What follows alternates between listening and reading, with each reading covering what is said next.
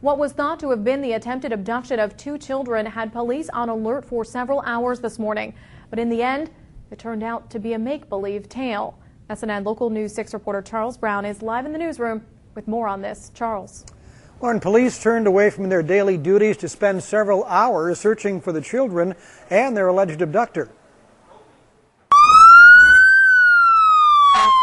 It all began a little after 7 o'clock this morning with reports that a 7-year-old boy and his 10-year-old sister had been accosted by a man who jumped out of a drainage ditch while they were on their way to a bus stop at 32nd Street and Old Bradenton Road.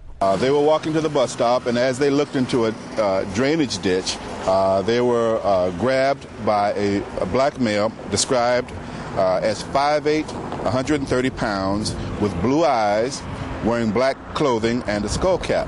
About an hour after briefing the media initially, Captain Holloway got a call from the duty captain who told him the story was an elaborate hoax. The detective captain called and said that they had found out that the young lady made the story up. Initial reports indicated that when the 7-year-old boy tried to defend his sister, the would-be abductor pulled out a knife. The boy did suffer a cut on his hand, but police say it was not inflicted by any would-be abductor.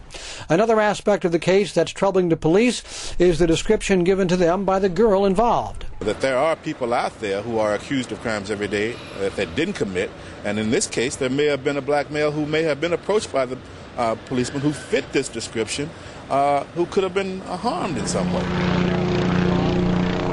Police were not able to put a dollar amount on the cost of the search, but it did involve search dogs, several police units, and the cost of a law enforcement helicopter for about an hour. We talked about police telling us that the making a false report can endanger the lives of officers and also the public at large, and especially in this case, Lauren, where the description of the alleged abductor was pretty broad, would have put a lot of people in that part of the county, really. So luckily things didn't get out of hand, but for a while, there was touch and go. People weren't really sure whether this was true or whether it wasn't. Yeah, tense moments, I'm sure. All right, thanks, Charles.